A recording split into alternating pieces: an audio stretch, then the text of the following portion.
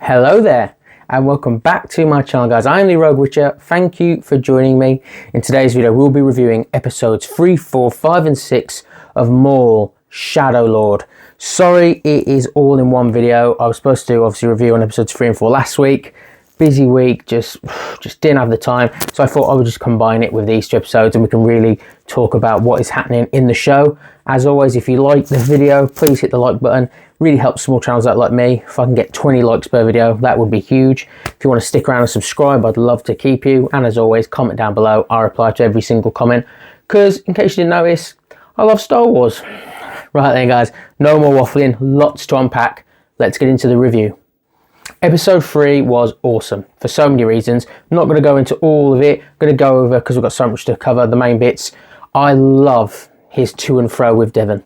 I absolutely love the wordplay, the mind battles, him hiding. She's trying to look for him and he's just goading her, seeing what her response is, you know, physically and verbally. I really thought it was a great to and fro between Maul and Devon. He's testing her the whole time and she's showing her, without even her realizing, her sort of character and where it aligns with what he's hoping for, because he's hoping for an apprentice at the end of the day. That is what he is hoping for, and he's testing her, manipulating her, seeing what angle he can exploit, and there's clear anger there in Devon, so there's plenty to work with. But I thought that was a really cool sort of scene.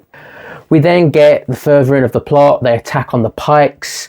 Two Boots gets involved. They of course come away with what they want. They're trying to disrupt the shipments for the Pikes to cause drama, because he obviously wants his revenge and to overtake the Pikes in running a syndicate. So that's what's going on there. We also find out that Lawson's wife works for the Empire, so I imagine that is going to come into play further down the line.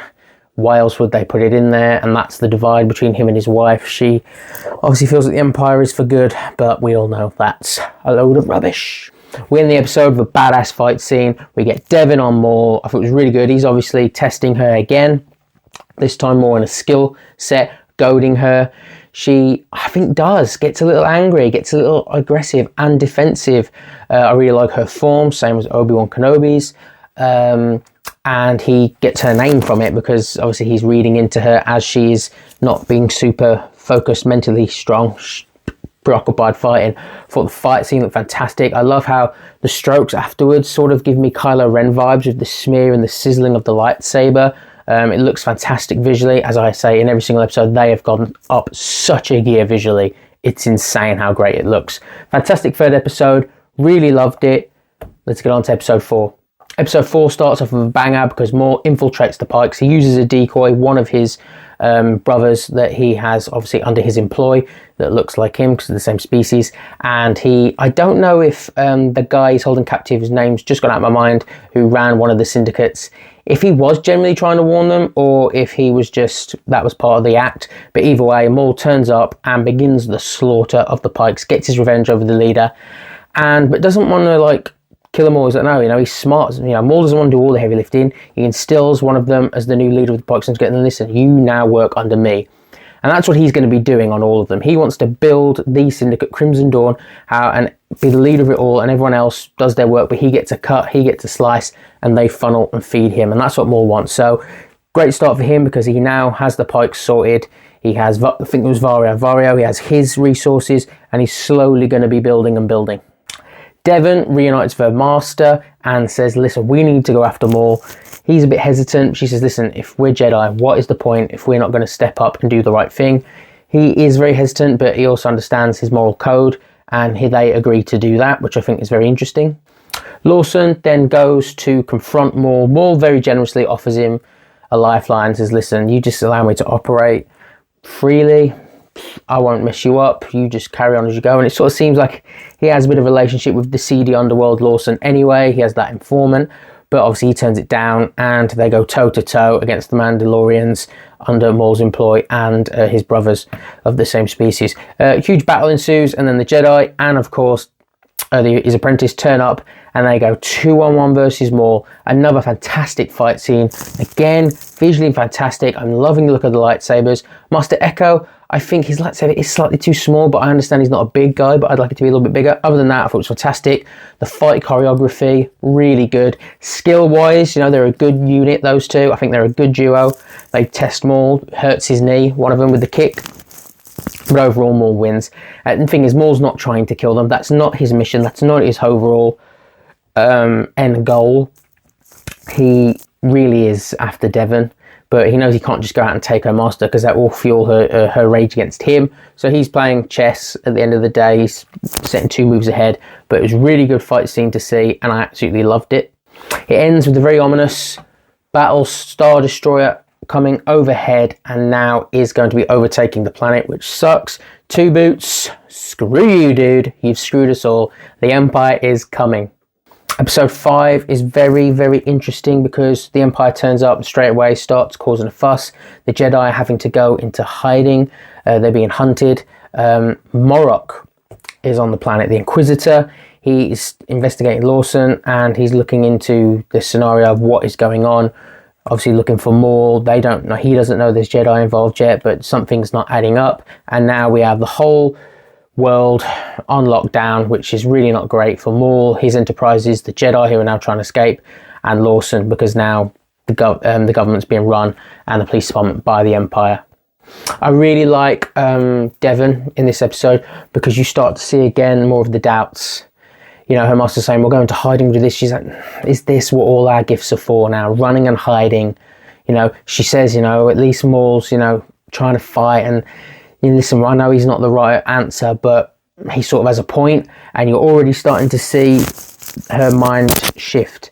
Her master quickly quells that, says Maul's never the answer, and she agrees. But you can see already the little seeds that Maul's planted that she is starting to believe. And to be fair, she has a point. What if why be the sole good guy in the galaxy when everyone else is being bad? Standing on your morals isn't going to keep you alive. Riley reaches out to his mum because Lawson's obviously been investigated. She is obviously Team Empire, says, listen, it's absolutely fine, just keep going on. So clearly that's the rift there with the family, is she's an Empire person and Lawson obviously knows that the Empire is bad. Morok goes and investigates the crime scene, which is really cool because he can see the marks by the lightsaber, so he now knows there's more to it. It's not just Maul, there is Jedi on this planet, and it's a much bigger job than he first realised. So I'm really loving the investigational side and all the different storylines taking place. Obviously, Echo, I think his name, Master Echo, I think that's his name, and Devon, Maul, the Shadow Collective, you have Lawson, the Empire. There's so many facets now, and it's really starting to come together. The Jedi seek Lawson's help, and that is how we get into the next episode. So episode 6, they basically need Lawson's help. He's the only person they know who remotely has shown them any sort of favour or kindness, and is hoping that he will know some sort of way off-world. Is that likely? Is he just going to stick his neck out? I mean, they've sort of endangered him and his son by reaching out to him, but that is what they have gone for. I love the first scene of the episode with Maul training. You know, it's like he's in the zone. You know, it's almost like he's doing meditation, but with battle training, and he's just keeping sharp, keeping focus, clarity of the mind. Really cool. Rookcast, I don't think is very happy that he's going after Devon, but as he says, I see the greater picture. We need to stick course to the plan. Forget that the Empire's here. Yes, that's a spanner, but stick to the plan and we will get where we need to go. Of course, it turns out we were all knowing what was going to happen. Morok, the Inquisitor, turns up and starts to attack Devon and Master, and of course now has blown Lawson and his son into a really bad position because now they've been harbouring Jedi. There's no way back for him. He, Riley and the Jedi have to escape because he can't go back to his old life. A great fight scene ensues with Echo and Devon up against Morok. I think, again, it's brilliantly shot. It's close quarter combat because it's in the apartment. I really like it when it also went up to the roof as they're trying to escape with the ship. I thought it was a really cool fight scene. Again, choreography, visuals, all outstanding. It's like video gameplay. It's just gone up a huge level to Clone Wars. I mean, it's massively different and vastly better. They're on the run now, and he seeks out his, his old sort of friend who's an informant. She's going to try and see what she can do, get him off world. But there's just no time. The Empire are actually really on it, and they track them down again and again. Morok starts to go after them. Devon has to go off with Riley and has to try and get him to escape. Devon has to go one-on-one with Morag, and it is a really cool fight scene again, which, you know, ensues on the train station and then onto the train. I really like Devon. I really like, because, you know, she's not prepared to back down. I really like her style and the way she goes after it. But she is getting overpowered, especially with the fact she's having to worry about Riley as well. She can't just freely fight. It looks like she's in danger. And then Maul shows up, and that's when it really kicks into another gear, because Maul and Devon team up for the first time, going toe-to-toe against Morag. They really start to show their dominance, especially Maul, and of course, though, Devon very smartly cuts the train, and they get away. She then looks at Maul thinking, am I going to have to fight him? He withdraws his lightsaber, and as he says, now you see the real enemy. You know, I'm meant to be a princess or anything, but that's the enemy out there, not me. Really love this episode, love the fight scenes, love the choreography, love the visuals. I love where the story's going. Lawson and his son on the run. They've got nowhere to go now. They have to get off world. They're going to be hunted forever. Devon starting to get closer and closer to the way Maul is thinking. Maul going up against Morag. That was awesome. And then, of course, the very ending of the episode, Morag says, my lord, there's not just more here. There's 2 Jedi.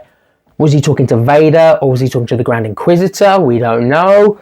Oh, the suspense, the build-up. Fantastic episode. Fantastic 4 episodes. The whole show has been fantastic. The visuals, the story, the fight scenes, everything has been outstanding about Maul, Shadow Lord. Animation, Dave Filoni, Disney, do not miss.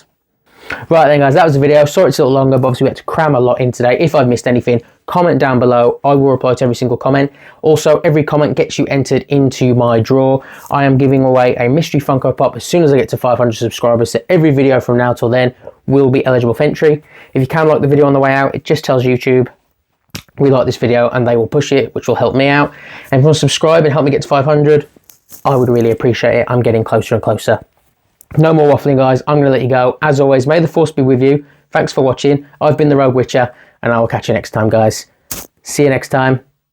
Adios.